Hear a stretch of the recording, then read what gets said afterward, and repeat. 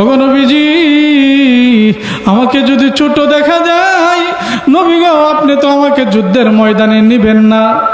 এই জন্য আমি পায়ের মধ্যে ভর দিয়া দাঁড়াইছি, যাতে করে আমাকে একটু উঁচু দেখা যায়, যাতে করে আমাকে একটু লম্বা দেখা যায়। সেই জন্য আমাকে যাতে যুদ্ধের ময়দানে নিয়ে যান। আল্লাহর রাসূল সাল্লাল্লাহু আলাইহি ওয়াসাল্লাম সাহাবায়ে কেরামের মধ্যে রাসূলের প্রেম আর ভালোবাসা কেমন ছিল। ছোট্ট সাহাবী, তার বয়সও কম, সে যুদ্ধের ময়দানে যাওয়ার জন্য এমন ভাবে উপস্থিত হয়েছে। আর আমরা যদি হইতো, আমরা উলামায়ে কেরাম যদি আমাদেরকে রাসূলের নামে যদি কেউ গালি দেয়, আল্লাহর রাসূলকে যদি কেউ কটূক্তি করে, রাসূলকে নিয়ে কেউ কটূক্তি করলে, উলামায়ে কেরাম ডাক দিলে আমরা যেতে চাই না, আমাদের মন চায় না, আমরা যেতে চাই না। আমরা মনে করি গেলে আবার যদি মরে যাই। সাহাবায়ে কেরাম মরণের বই করছে? সাহাবায়ে কেরাম মরণের বই করে নাই। সাহাবায়ে কেরাম মরণের বই করে না বিদায় আজকে সেই সাহাবায়ে কেরামদের সম্পর্কে আল্লাহ বলেন রাদিয়াল্লাহু আনহুম, যে ও নবী, আপনার সেই সাহাবীদের প্রতি আমি আল্লাহ সন্তুষ্ট, সেই সাহাবীদের প্রতি আমি আল্লাহ সন্তুষ্ট। তখন রাসূলুল্লাহ যখন দেখলেন যে তার ভিতরে এত প্রেম আর ভালোবাসা, তখন আল্লাহর রাসূল বলেন, যাও তোমাকে যুদ্ধের ময়দানে নেব। একটু গিয়ে আবার দেখেন তারই ছোট ভাই, সেই ছোট ভাই 8 বছর বয়স। যুদ্ধের ময়দানে এই 8 বছরের বাচ্চা তলোয়ার চালাইতে পারবো? যুদ্ধের ময়দানের উপযুক্ত? সে ঘোড়া চালাইতে পারবে? ঘোড়াও চালাইতে পারবে না, তলোয়ারও চালাইতে পারবে না। কিন্তু সেই ছোট্ট বালক, তার ভিতরে নবীর ইশক আর ভালোবাসা কেমন, যে রাসূলুল্লাহকে আবু জাহেল গালি দেয়, যে আবু জাহেল আল্লাহর রাসূলকে গালি দিয়ে, আল্লাহর রাসূলকে কষ্ট দিয়ে মক্কা থেকে হিজরত করে আল্লাহর রাসূলকে মদিনাতে পাঠাইছে, সে আবু জাহেলকে বিদায় করব, সে আবু জাহেলকে হত্যা করব।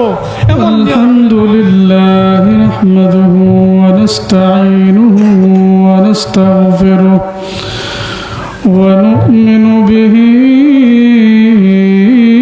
ওয়া নাতাওয়াক্কালু আলাইহি ওয়া নাউযু বিল্লাহি মিন শুরুরি আনফুসিনা ওয়া মিন sayyiati a'malina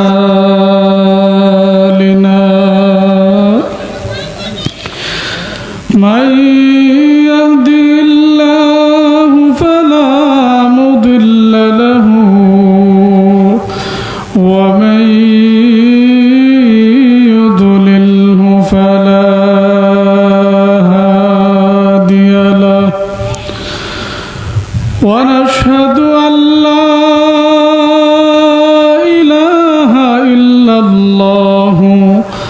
وحده لا شريك له ونشهد أن سيدنا وسندنا وحبيبنا وحبيب ربنا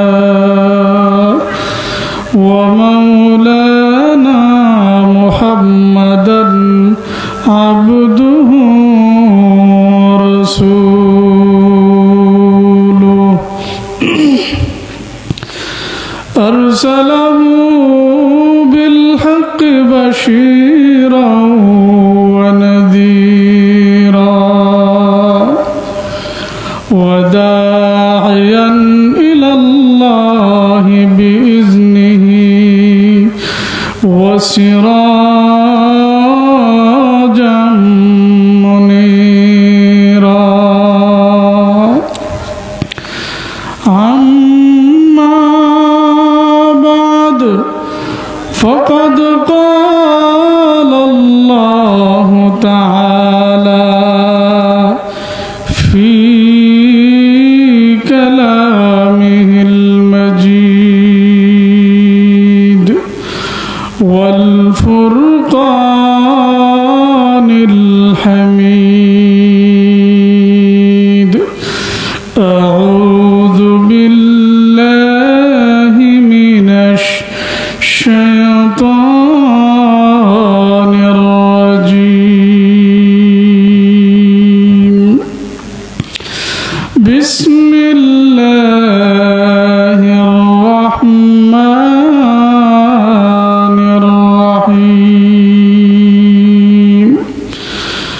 قل إن كنتم تحبون الله فاتبعوني يحببكم الله ويغفر لكم ذنوبكم والله غفور رحيم. وفي آية أخرى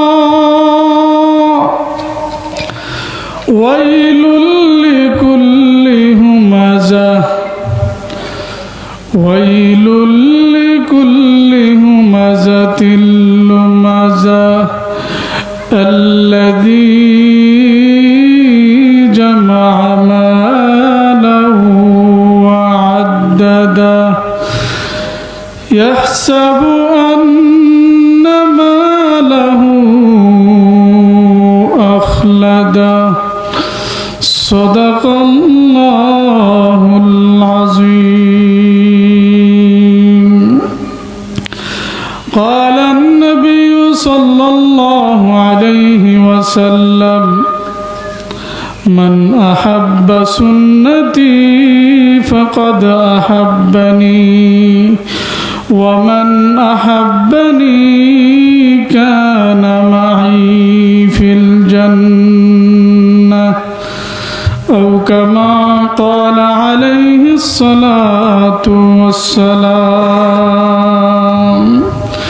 وفي حديث أخرى عن أبي هريرة رضي الله عنه قال قيل يا رسول الله ما الغيبة قال ذكرك أخاك بما يكره أو كما قال عليه الصلاة والسلام.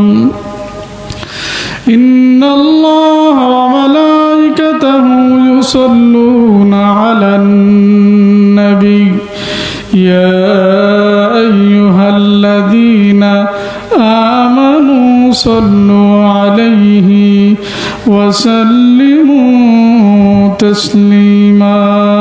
اللهم صل على سيدنا مولانا محمد على آل سيدنا مولانا محمد. যারা তোমার আপন তারা তোমায় পড়াবে কাফন। যারা তোমার আপন তারা তোমায় পড়াবে কাফন। মাটির নিচে করবে দাফন মুহাম্মদ ইয়া রাসূলুল্লাহ। আল্লাহুম্মা সাল্লি আলা মাওলানা মুহাম্মদ ওয়া আলা আলি সাইয়্যিদানা মাওলানা মুহাম্মদ। रहे मेरे मस्कन हवाले काबा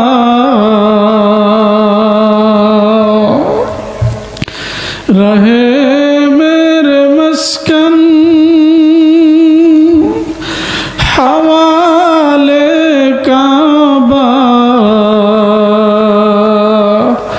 बने मेरे मदफन दियारे मदीना वलगल उला बिकमालिही कशफत तुजा बिजमालिही हसनत जमीउ خصاله صلوا عليه وآله سلموا يا قوم بل صلوا على صدر الأمين مصطفى ما جاء إلا رحمة للعالمين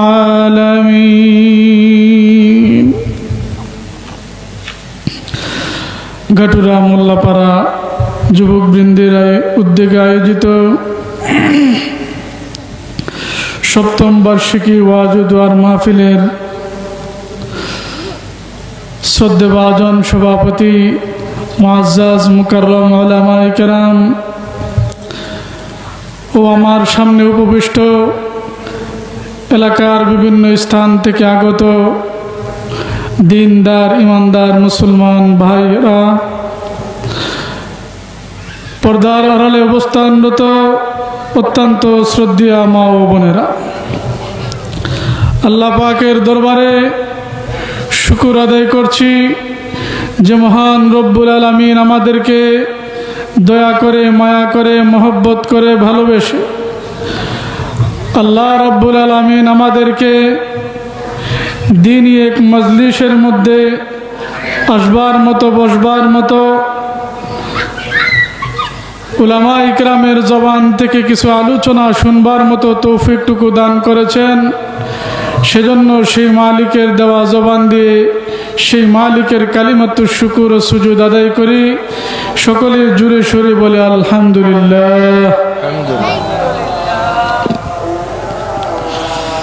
অত্যন্ত গুরুত্বপূর্ণ আলোচনা করতেছিলেন আমার পূর্বে মাওলানা সাহেব। আমি আপনাদের সম্মুখে পবিত্র কোরআনুল কারীমের সূরা আলে ইমরানের একখানা আয়াতে কারিমা তেলাওয়াত করেছি।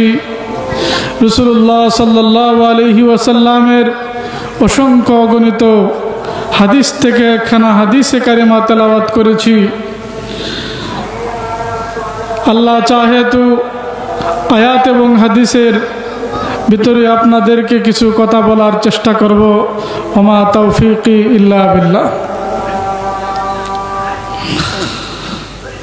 তো সর্বপ্রথম আল্লাহর দরবারে শুকরিয়া আদায় করি যে আল্লাহ রব্বুল আলামিন আমাদেরকে দয়া করে, মায়া করে, মহব্বত করে, ভালোবেসে আল্লাহ রব্বুল আলামিন আমাদেরকে এমন এক মাজমার মধ্যে আল্লাহ রব্বুল আলামিন আমাদেরকে এনেছেন যেখানে কোরআনুল কারীমের আলোচনা হয়, রাসূলের হাদিসের আলোচনা হয়, যেখানে আল্লাহ সম্পর্কে আলোচনা হয়, যেখানে নবী সম্পর্কে আলোচনা হয়।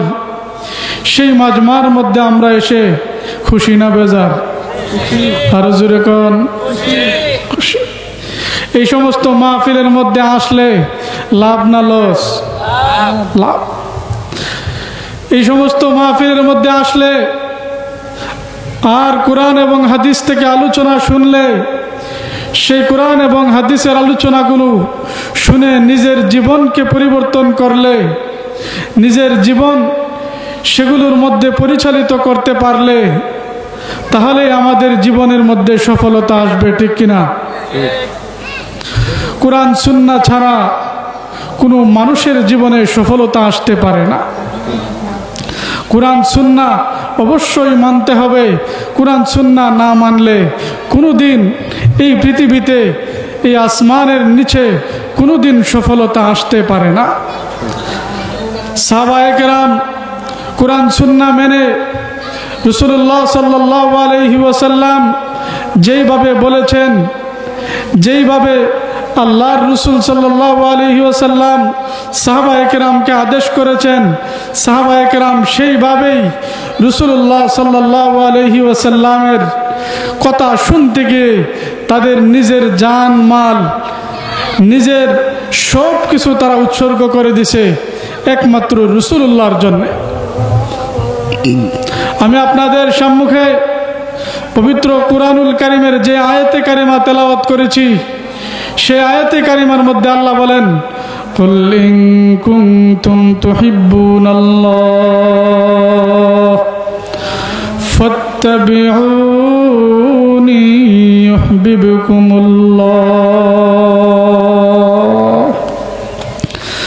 আল্লাহ রাব্বুল আলামিন বলেন, রা দুনিয়ার মানুষ, যদি আখিরাতে তোমরা সফলতা অর্জন করতে চাও, যদি তোমরা আখিরাতে সফলতা অর্জন করতে চাও, ইন কুনতুম তুহিব্বুনাল্লাহ, তাহলে আমার নবীর অনুসরণ করো। কুনতুম তুহিব্বুনাল্লাহ, তোমরা আমার নবীকে ভালোবাসো। আর যদি নবীকে ভালোবাসতে পারো, আল্লাহ রাব্বুল আলামিন বলেন, যদি নবীকে ভালোবাসতে পারো তাহলে আল্লাহ দুইটা পুরস্কার দিবেন। এক নাম্বার পুরস্কার হলো ইউহিব্বুকুমুল্লাহ।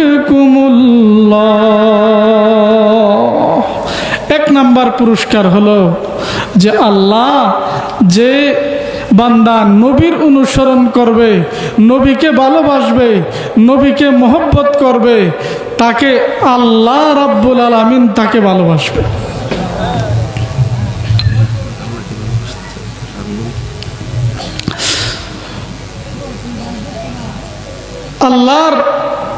আল্লাহর মহব্বত আর ভালোবাসা পেতে হলে তাহলে একমাত্র নবীর অনুসরণ ছাড়া এই পৃথিবীতে আল্লাহকে ভালোবাসা যাবে? আল্লাহর ভালোবাসা পেতে হলে আগে নবীর অনুসরণ করতে হবে। কেননা আল্লাহ বলেন, ইন কুনতুম তুহিব্বুনাল্লাহ, যদি আল্লাহকে ভালোবাসতে চাও, আল্লাহকে মহব্বত করতে চাও, ফাত্তাবিউনি, তাহলে আগে আমি নবীর অনুসরণ করো। আগে কি করো? আমি নবীর অনুসরণ করো। নবীর অনুসরণ নামাজ ছাইরা না নামাজ পড়া? নামাজ ছাইরা না নামাজ পড়া? নামাজ পড়া। নবীর অনুসরণ, নামাজ ছেড়ে দিলে নবীর অনুসরণ হয় না। রমজান আসলে রোজা ছাইরা না রোজা দইরা? ইবাদত ছাইরা না দইরা? হ্যাঁ, রসুলের অনুসরণ হবে। আল্লাহর রসুল সাল্লাল্লাহু আলাইহি ওয়াসাল্লাম এই পৃথিবীতে যা কিছু নিয়ে আসছেন, আল্লাহ আরেক আয়াতের মধ্যে বলেন, মা আতাকুমুর রাসূলু ফাখুযুহু ওয়া মা নাহাকুম আনহু ফান্তাহু। আল্লাহ বলেন, মা আতাকুমুর রাসূল, রাসূলুল্লাহ যা নিয়ে এসেছে, ফাখুযুহু, সেগুলোকে তোমরা আঁকড়িয়ে ধরো, ওয়া মা নাহাকুম আনহু ফান্তাহু, রাসূল যা নিষেধ করেছে সেই নিষেধ কাজগুলিকে তোমরা বর্জন করো। নিষেধের কাজগুলি যদি বর্জন না করা হয় তাহলে রাসূলের ইতাআত হয় না। রাসূল যে কাজগুলি করার জন্য আদেশ করেছেন সেই কাজগুলি পালন না করলেও রাসূলের ইতাআত হয় না। রাসূলের ইতাআত করতে গেলে, রাসূলের পরিপূর্ণ ইতাআত করতে গেলে, রাসূলের পরিপূর্ণ মহব্বত পেতে হলে রাসূলকে অনুসরণ করতে হবে। রাসূলকে অনুসরণ করছে সাহাবায়ে কেরাম। রাসূলকে কে অনুসরণ করছে? সাহাবায়ে কেরাম। রাসূলকে সাহাবায়ে কেরাম অনুসরণ করে তাদের জীবনকে তারা একেবারে খারাপ জীবনকে তারা সাহাবায়ে কেরাম রাদিয়াল্লাহু আনহু নিজের জীবনকে একেবারে পরিবর্তন করে ফেলছে। যে সাহাবায়ে কেরাম আলাইহি ওয়াসাল্লামের, রাসূলুল্লাহ সাল্লাল্লাহু আলাইহি ওয়াসাল্লামের আদর্শে আসার আগে যে সাহাবায়ে কেরাম অন্যায় অপরাধের মধ্যে লিপ্ত ছিল, সেই সাহাবায়ে কেরাম রাসূলের অনুসরণ করে, রাসূলের কথা শুনে, রাসূলকে মহব্বত করে, সেই সাহাবায়ে কেরাম তাদের জিন্দেগিকে পরিবর্তন করে ফেলছে। তাদের জিন্দেগিকে কেমন ভাবে পরিবর্তন করছে?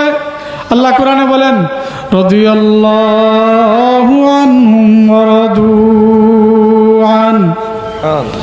সেই সাহাবীদের সম্পর্কে আল্লাহ বলেন, ওগো নবীজি, আপনি ওই সমস্ত লোকদের প্রতি আপনি সন্তুষ্ট হয়ে যান, ওয়া রাদু আন, এবং তাদের প্রতি তারাও যেন সন্তুষ্ট হয়ে যায়। বলেন রাদিয়াল্লাহু আনহুম, আমি আল্লাহ তাদের প্রতি সন্তুষ্ট হয়ে গেছি, ওয়ারাদু আন, আপনার সাহাবায়ে কেরাম সহ পুরা দুনিয়াবাসী আপনিও তাদের প্রতি সন্তুষ্ট হয়ে যান। তারা কেমন ভাবে সেই সাহাবায়ে কেরাম রাদিয়াল্লাহু আনহুম, সাহাবায়ে কেরাম কেমন ভাবে আল্লাহর রাসূল সাল্লাল্লাহু আলাইহি ওয়াসাল্লামের জীবনকে অনুসরণ করেছে। রাসূলুল্লাহ সাল্লাল্লাহু আলাইহি ওয়াসাল্লাম হিজরত করে মক্কা থেকে যখন মদিনায় গেছেন, ছোট্ট ছোট্ট বাচ্চারা, ছোট্ট ছোট্ট মদিনার সেই শিশুরা পর্যন্ত রাসূলুল্লাহ সাল্লাল্লাহু আলাইহি ওয়াসাল্লামকে মহব্বত করছে। ছোট্ট দুইজন বালক রাসূলকে বলেন, হে আল্লাহর নবী, আপনি মক্কা ছেড়ে মদিনাতে আপনি কেন হিজরত করলেন? যখন এই কথা বলছে, আল্লাহর রাসূল সাল্লাল্লাহু আলাইহি ওয়াসাল্লাম বলেন, ওই দুইজন ছোট্ট বালককে বললেন যে শুনো, আমি মক্কা ছেড়ে মদিনাতে কেন আসছি? আমি মক্কা ছেড়ে মদিনাতে এই জন্য আসছি যে মক্কার মানুষেরা আমার উপর খুব নির্যাতন করছে। মক্কার মানুষেরা আমাকে দিনের দাওয়াত দিতে দেয় নাই। মক্কার মানুষেরা আমাকে মক্কার অলিতে গলিতে তারা আমাকে নির্যাতন করছে। আমার উপরে তারা নির্যাতনের একেবারে স্টিম রুলার তারা চালাইছে। সেজন্য আমি আজকে মক্কা থেকে হিজরত করে আমি মদিনায় আসছি। ওই দুইজন ছোট্ট সাহাবী জিজ্ঞাসা করে, ইয়া রাসূলুল্লাহ, আপনাকে মক্কাতে যে কষ্ট দিছে, মক্কাতে আপনাকে সবচাইতে বেশি কষ্ট কে দিছে? আল্লাহর রাসূল এই দুইজন সাহাবীকে বলেন যে মক্কাতে আমাকে সবচেয়ে বেশি কষ্ট দিছে আবু জাহেল। সবচাইতে বেশি কষ্ট দিছে কে? আবু জাহেল। আবু জাহেল নবীকে কষ্ট দিত কিনা? নবীকে কষ্ট দিত। শুধু আবু জাহেল নবীজিকে খালি কষ্ট দেয় নাই, আল্লাহর রাসূলের বিরুদ্ধে কত ষড়যন্ত্র রাসূলুল্লাহর বিরুদ্ধে এই আবু জাহেল করছে। রাসূল যেইভাবে যাইতো, যেদিকেই যাইতো সেদিকেই ষড়যন্ত্রের জাল আবু জাহেল আটকাইতেন রাসূলুল্লাহ সাল্লাল্লাহু আলাইহি ওয়াসাল্লামকে খালি কষ্ট দেওয়ার জন্য। তারা দুই ভাই বলেন, ইয়া রাসূলুল্লাহ, ইয়া হাবিবাল্লাহ, যে আবু জাহেল আপনাকে মক্কার জিন্দেগিতে, আপনাকে মক্কার অলিতে গলিতে আপনাকে কষ্ট দিছে, নবী গো আপনি শুনে রাখেন, আমরা দুই ভাই আজকে থেকে এখান থেকে প্রতিজ্ঞা করলাম, আমরা দুই ভাই আবু জাহেলকে দুনিয়ার থেকে বিদায় করে দিব। সাধারণ কথা, আবু জাহেল হলো মক্কার নেতা, আর দুইজন ছোট্ট বাচ্চা ইতিহাসের কিতাবের মধ্যে লেখে তাদের এক ভাইয়ের বয়স 10 বছর, আরেক ভাইয়ের বয়স 8 বছর। এই 8 বছরের এই দুই বাচ্চা তারা বলে আবু জাহেলকে তারা হত্যা করবে। সাধারণ কথা, এটা সাধারণ কথা নয়। অথচ আবু জাহেল হলেন মক্কার নেতা। আবু জাহেল সেই মক্কার অলিতে গলিতে মক্কার সমস্ত মানুষগুলিকে আবু জাহেল নিয়ন্ত্রণ করে। এমন লিডার আমাদের এলাকাত নাই। গ্রামের মধ্যে, শহরের মধ্যে এমন লিডার আছে না নাই? লিডার আছে। লিডারও দুই প্রকার। এক প্রকার লিডার আছে ভালো কাজ করায়, আরেক প্রকার লিডার আছে খারাপ কাজ করায়। ঠিক কিনা? এক প্রকার লিডার আছে যে সমস্ত লিডারদের কথাই মানুষ গুনার কাজ করে, আরেক প্রকার লিডার আছে যারা যে সমস্ত লিডারদের কথায় মানুষ নেক কাজ করে। আজকের যে মাহফিল করাইতেছেন তারাও কিন্তু সমাজের এক প্রকার লিডার। তারা এই যে মাহফিল করাইতেছে, গুনার কাজ না খারাপ কাজ? এটা কি গুনার কাজ না নেক কাজ? নেক কাজ। আরেক দল মানুষ আছে, তাদের কথায়ও মানুষ চলে, কিন্তু তাদের কথায় যে মানুষ চলে তারা মানুষদেরকে ভালো দিকে ডাকে না, বরং তাদের মানুষদেরকে তারা এই অন্যায় কাজের দিকে, গান বাদ্য এগুলোর দিকে মানুষকে আহ্বান করে। আজকের এই স্বাধীনতা দিবসের মধ্যে কিছু লিডারদের কথাই, কিছু নেতাদের কথাই আজকে বিভিন্ন এলাকায় বিভিন্ন জায়গাতে গান বাদ্য হয়েছে কিনা, গান বাদ্য হয়েছে কিনা, গান বাদ্য হয়েছে। অথচ যারা আজকে দেশ স্বাধীন করার জন্য নিজের জীবনকে বিলাইয়া দিছে, তাদের জন্য একবার সূরা ফাতিহা পড়ে দোয়া করা নেই। কিন্তু তাদের সেই জাতীয় উৎসব পালন করার জন্য ঠিকই কিন্তু তারা বিভিন্ন গানের আসরের তৈরি করছে, কি করছে না করছে। যে আমি যেটা বলতেছিলাম, তাদের দুই ভাই তারা নিয়ত করছে যে তারা আবু জাহেলকে হত্যা করবে, নিয়ত করছে যে তারা আবু জাহেলকে হত্যা করবে। আবু জাহেল তখন তারা অপেক্ষায় রয়েছে যে কবে আবার মদিনার রাসূলুল্লাহ সাল্লাল্লাহু আলাইহি ওয়াসাল্লাম জিহাদের ডাক আসবে, আর সেই জিহাদের ডাকে তারা যাবে, তারা সেই জিহাদে অংশগ্রহণ করবে, অংশগ্রহণ করে সেই জিহাদের ময়দানে আবু জাহেলকে তারা হত্যা করবে। তারা সেই অপেক্ষায় রয়েছে। ভালো কাজের অপেক্ষায় রয়েছে না খারাপ কাজের অপেক্ষায়? কাজটা সাধারণ কাজ না কঠিন কাজ? কঠিন কাজ। প্রতিমধ্যেই বদরের যুদ্ধের আহ্বান আসছে। যখন বদরের যুদ্ধের আহ্বান আসছে, তখন তারা দুই ভাই বাড়ির মধ্যে গেছে। বাড়ির মধ্যে গিয়া দেখে তাদের আম্মা কান্না করতেছে। তখন মাকে জিজ্ঞাসা করলো, মা আপনি কান্দেন কেন? যদি মা কান্না করে, সন্তান জিজ্ঞাসা করে না আম্মা কান্দেন কেন? জিজ্ঞাসা করেনি? জিজ্ঞাসা করে। তখন তাদের ভাই জিজ্ঞাসা করলো, ও মা আপনি কান্না করেন কেন? তখন তার মা বলতেছে যে বাবারে, আমি কান্না করতেছি এই জন্য যে আজকে মদিনার রাসূল, মদিনাতুর রাসূল আজকে বদরের যুদ্ধের ডাক দিছে। যদি আজকে তোমাদের বাবা থাকতো, তাহলে আজকে তোমার বাবাকে আমি যুদ্ধের ময়দানে পাঠাইয়া আমি আজকে মুজাহিদের স্ত্রী হইয়া আমি হাসরের ময়দানে আল্লাহর কাছে উঠতাম।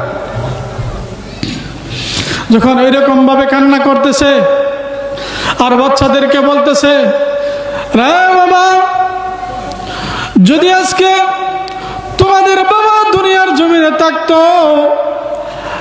আমি তোমাদের বাবাকে যুদ্ধের ময়দানে, আল্লাহর নবীর যুদ্ধের আহ্বানে বদরের ময়দানে তোমাদের বাবাকে আমি প্রেরণ করে হাসরের ময়দানে আমি মুজাহিদের স্ত্রী হইয়া হাসরের ময়দানে উঠতাম।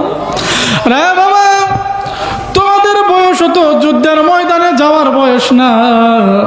তোমরাও তো যুদ্ধের ময়দানে গেলে তোমাদেরকে নিবে না, কারণ তোমাদের এক ভাইয়ের বয়স মাত্র 10 বছর আর আরেক ভাইয়ের বয়স মাত্র হলো 8 বছর। তোমরা যদি যুদ্ধের ময়দানে যাও, তোমাদেরকে তো নবী যুদ্ধের ময়দানে নিবে না। 8 বছরের শিশুরে যুদ্ধের ময়দানে নিব? যুদ্ধের ময়দানে নিবে না। তারপরেও শিশুরা মাকে ডাক দিয়ে বলেন, মা, ও মা শুনো, আমরা দুই ভাই যুদ্ধের ময়দানে যাব। ও মা, তুমি আমাদেরকে সাজায়া দাও, তুমি আমাদেরকে গুছায়া দাও। যুদ্ধের ময়দানে বদরের যুদ্ধের জন্য আল্লাহর নবী বিশ্ব নবী রাহমাতুল লিল আলামিন সাহাবায়ে কেরামদেরকে ডাক দিছেন। সাহাবায়ে কেরাম ময়দানের মধ্যে দাঁড়াবে। ময়দানের মধ্যে বদরের যুদ্ধের ময়দানে সাহাবায়ে কেরাম রাদিয়াল্লাহু আনহু দাঁড়াবে। বদরের যুদ্ধ যখন আল্লাহর রাসূল সাল্লাল্লাহু আলাইহি ওয়াসাল্লাম বিশ্ব নবী রাহমাতুল লিল আলামিনের ডাকে মদিনার মানুষেরা এমন ভাবে রাসূলের ডাকে সাড়া দিয়েছেন, ময়দানের মধ্যে এমন মানুষ নাই। এলাকার যত মানুষ আছে আতর ল্যাংড়া আছে এবং যারা আছে সকল মানুষই বুদ্ধে বদরের ময়দানে প্রান্তরে আল্লাহর রাসূলুল্লাহ সাল্লাল্লাহু আলাইহি ওয়াসাল্লাম ময়দানের মধ্যে পাঠানোর জন্য তাদেরকে আগে তাদেরকে রেডি করবে। যখন রাসূলুল্লাহ সাল্লাল্লাহু আলাইহি ওয়াসাল্লাম ডাক দিলেন। আর তাদের রাসূলুল্লাহর ডাকে সাহাবায়ে কেরাম এমন ভাবে আসছে আতুল লুলাও পর্যন্ত রাসূলের ডাকে ময়দানের মধ্যে উপস্থিত হয়েছে। তখন রাসূলুল্লাহ দাঁড় করাইছেন। দাঁড় করানোর পরে যারা যুদ্ধের ময়দানের উপযুক্ত তাদেরকে যুদ্ধের ময়দানে পাঠাবে, আর বাকি যারা যুদ্ধের ময়দানের উপযুক্ত না তাদেরকে পাঠাবে না। রাসূলুল্লাহ এরকম ভাবে তাদেরকে চেক করতেছে। কাতারের মধ্যে দাঁড়াইছে। ওই যে তাদের মধ্যে দুই ভাই, ছোট্ট দুই ভাই, তারা দুই ভাইও এই কাতারের মধ্যে আইসা দাঁড়াইছে। কাতারের মধ্যে আইসা দাঁড়ায়া তখন এক ভাই তার পায়ের উপর এইরকম ভাবে ভর দিয়ে সে দাঁড়াইছে। আল্লাহর নবী বিশ্ব নবী রাহমাতুল লিল আলামিন ছোট্ট বালককে জিজ্ঞাসা করেন, রে বালক, তুমি এখানে কেন এসে দাঁড়াইছো? তুমি যে এখানে দাঁড়াইলা, তোমার দাঁড়ানোর কারণ কি? আবার দেখা যা পায়ের মধ্যে তুমি ভর দিয়ে উকি দিয়ে দাঁড়াইছো, কারণটা কি? ছোট্ট সাহাবী, তো আমার দেহ ছোট, আমার বয়স কম, নবী গো আমার পায়ের মধ্যে ভর দিয়ে আমি এই জন্য দাঁড়াইছি যাতে করে আমাকে দেখতে একটু বড় দেখা যায়, দেখতে একটু বড় দেখা যায়। ওগো নবীজি, আমাকে যদি ছোট দেখা যায়, নবী গো আপনি তো আমাকে যুদ্ধের ময়দানে নিবেন না। এই জন্য আমি পায়ের মধ্যে ভর দিয়া দাঁড়াইছি যাতে করে আমাকে একটু উঁচু দেখা যায়, যাতে করে আমাকে একটু লম্বা দেখা যায়। সেই জন্য আমাকে যাতে যুদ্ধের ময়দানে নিয়ে যান। আল্লাহর রাসূল সাল্লাল্লাহু আলাইহি ওয়াসাল্লাম সাহাবায়ে কেরামের মধ্যে রাসূলের প্রেম আর ভালোবাসা কেমন ছিল। ছোট্ট সাহাবী, তার বয়স কম, সে যুদ্ধের ময়দানে যাওয়ার জন্য এমন ভাবে উপস্থিত হয়েছে। আর আমরা যদি হইতো, আমরা উলামায়ে কেরাম যদি আমাদেরকে রাসূলের নামে যদি কেউ গালি দেয়, আল্লাহর রাসূলকে যদি কেউ কটূক্তি করে, রাসূলকে নিয়ে কেউ কটূক্তি করলে, উলামায়ে কেরাম ডাক দিলে আমরা যেতে চাই না, আমাদের মন চায় না, আমরা যেতে চাই না। আমরা মনে করি গেলে আবার যদি মরে যাই। সাহাবায়ে কেরাম মরণের বই করছে? সাহাবায়ে কেরাম মরণের বই করে নাই। সাহাবায়ে কেরাম মরণের বই করে না বিদায় আজকে সেই সাহাবায়ে কেরামদের সম্পর্কে আল্লাহ বলেন রাদিয়াল্লাহু আনহুম, যে ও নবী আপনার সেই সাহাবীদের প্রতি আমি আল্লাহ সন্তুষ্ট, সেই সাহাবীদের প্রতি আমি আল্লাহ সন্তুষ্ট। তখন রাসূলুল্লাহ যখন দেখলেন যে তার ভিতরে এত প্রেম আর ভালোবাসা, তখন আল্লাহর রাসূল বলেন, যাও তোমাকে যুদ্ধের ময়দানে নেব। একটু গিয়ে আবার দেখেন তারই ছোট ভাই, সেই ছোট ভাই 8 বছর বয়স। যুদ্ধের ময়দানে এই 8 বছরের বাচ্চা তলোয়ার চালাইতে পারবো? যুদ্ধের ময়দানের উপযুক্ত? সে ঘোড়া চালাইতে পারবে? ঘোড়াও চালাইতে পারবে না, তলোয়ারও চালাইতে পারবে না। কিন্তু সেই ছোট্ট বালক, তার ভিতরে নবীর ইশক আর ভালোবাসা কেমন, যে রাসূলুল্লাহকে আবু জাহেল গালি দেয়, যে আবু জাহেল আল্লাহর রাসূলকে গালি দিয়ে, আল্লাহর রাসূলকে কষ্ট দিয়ে মক্কা থেকে হিজরত করে আল্লাহর রাসূলকে মদিনাতে পাঠাইছে, সে আবু জাহেলকে বিদায় করব, সে আবু জাহেলকে হত্যা করব, এমন নিয়ত করে তারা আসছে। তখন রাসূল বলেন যে তুমি তো একবারে ছোট, তুমি এই লাইনের মধ্যে আইসা কেন দাঁড়াইছো? ছোট্ট সাহাবী আল্লাহর রাসূলকে ডাক দিয়ে বলেন, ইয়া রাসূলুল্লাহ, ইয়া হাবিবাল্লাহ, ও গো নবীজি, আমিও বদরের যুদ্ধের ময়দানে আমিও যেতে চাই। রাসূল বলেন, তুমি তো পারবা না, তোমার বয়স তো একেবারে ছোট, তোমার দেহ তো একেবারে ছোট। ওই ছোট্ট সাহাবী ডাক দিয়ে বলেন, ইয়া রাসূলুল্লাহ, ইয়া হাবিবাল্লাহ, ওগো আল্লাহর নবী, কিছুক্ষণ আগে যেই ছোট্ট বালককে আপনি যুদ্ধের ময়দানের জন্য সিলেকশন করলেন, নিযুক্ত করলেন, নবী গো আমিও তো তার ভাই, আমরা দুইজন একসাথে আম্মার কাছ থেকে বিদায় নিয়ে এসেছি, আমরা বদরের ময়দানে, আমরা বদরের যুদ্ধের ময়দানে যাব। আল্লাহর রাসূল বলেন, না না, তুমি যেতে পারবা না, তোমার বয়স একেবারে কম, তুমি একেবারে ছোট। তারপরে ওই সাহাবী বলেন, ইয়া রাসূলুল্লাহ, ইয়া হাবিবাল্লাহ, যুদ্ধের ময়দানে তো শক্তির প্রয়োজন। যুদ্ধের ময়দানে কিসের প্রয়োজন? শক্তির প্রয়োজন। ইয়া রাসূলুল্লাহ, যুদ্ধের ময়দানে তো শক্তির প্রয়োজন। আমি ছোট্ট হইলেও আমার শরীরে শক্তি বেশি, আমি ছোট হলেও আমার শরীরে শক্তি বেশি। কেমনি বুঝতাম? আমরা দুই ভাইরা আপনি কুস্তি লাগাইয়া দেখেন কার শরীরে শক্তি বেশি। তখন আল্লাহর রাসূল বলেন, হ্যাঁ, কথার তো যুক্তি আছে। তখন আল্লাহর রাসূল সাল্লাল্লাহু আলাইহি ওয়াসাল্লাম তার বড় ভাইকে ডাক দিলেন, আসো। তখন তার বড় ভাই আসলো। তখন বড় ভাইকে ছোট সেই বালক তার চোখের ইশারায় বড় ভাইকে ডাক দিয়ে বলেন, রে ভাই, আমি জানি আমি তোমার সাথে কুস্তিতে লাগলে তোমার সাথে আমি হেরে যাব, কারণ আমার বয়স যেমন ছোট, আমার দেহ তেমন ছোট, আমি দেখতেও ছোট। আমি যদি তোমার সাথে কুস্তিতে যাই আমি পারবো না, আমার শরীরে শক্তিও কম। রে ভাই, তুমি তো জানো আমিও আসছি বদরের ময়দানে যাওয়ার জন্য, তুমিও বদরের ময়দানে যাইবা। ও ভাই শোনো, আমি যখন তোমাকে কুস্তির মধ্যে আমি যখন তোমার শরীরে হাত লাগাবো তুমি সঙ্গে সঙ্গে পড়ে যাইবা।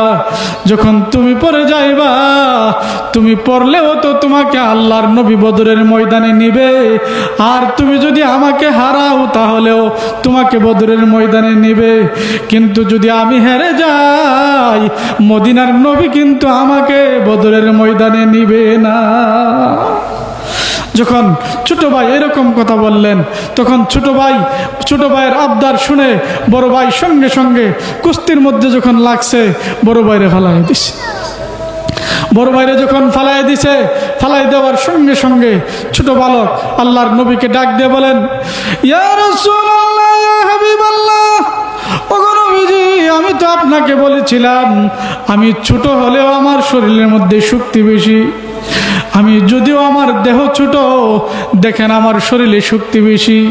আমার ভাইয়ের সঙ্গে যে আপনি কুস্তি লড়াইছেন, কুস্তি লড়ানোর সঙ্গে সঙ্গে আমি কিন্তু আমার বাইরে নিচের মধ্যে ফালাইয়া দিছি। রাসূল কহ, ঠিক আছে। আল্লাহ রাসূল সাল্লাল্লাহু আলাইহি ওয়াসাল্লাম সেই ছোট্ট দুইজন সাহাবীকে বদরের ময়দানে নিয়ে নিলেন। বদরের ময়দানে তাদের দুই ভাই, ছোট্ট দুই ভাই, একেবারে বয়স একেবারে কম, একেবারে ছোট, তারপরেও তাদেরকে নিয়ে নিলেন। কারণটা কি? কারণ হলো তাদের ভিতরে জানের মধ্যে শক্তি না থাকলেও তাদের শরীরের মধ্যে নবীর ইশক আর মহব্বত আর ভালোবাসা ছিল। আর এই ভালোবাসা থাকার কারণে আল্লাহর রাসূলের কাছে তাদের এই ভালোবাসাটা আল্লাহর রাসূলের কাছে পছন্দ হয়েছে। এই জন্য আল্লাহর রাসূল সাল্লাল্লাহু আলাইহি ওয়াসাল্লাম তাদেরকে বদরের প্রান্তরে নিছে। বদরের প্রান্তরে খালি তাদেরকে নেন নাই, বদরের প্রান্তরে যখন তারা গেছেন, তখন বদরের ময়দানে যখন যুদ্ধ আরম্ভ হয়েছে, যুদ্ধ আরম্ভ হওয়ার পরে এই দুইজন সাহাবী, তারা তো জীবনে কোনোদিন আবু জাহেলকে দেখছে না, খালি আবু জাহেলের নাম শুনছে রাসূলের কাছ থেকে, আবু জাহেলকে তো কোনোদিন দেখে নাই। তখন হযরতে একজন সাহাবীকে ডাক দিয়ে বলেন, হে সাহাবী শুনো, আবু জাহেলকে একটু আমাদেরকে দেখায় দে। ওই সাহাবী বলে, আবু জাহেলকে দেখালে তোমরা কি করবা? আবু জাহেলকে আমরা হত্যা করব। এই সাহাবী কো, হ্যাঁ, তোমরা এইটুকু সাহাবী, তোমাদের তো শরীরেও শক্তি নাই, তোমাদের বয়সও কম, তোমরা আবু জাহেলকে কিভাবে হত্যা করবা?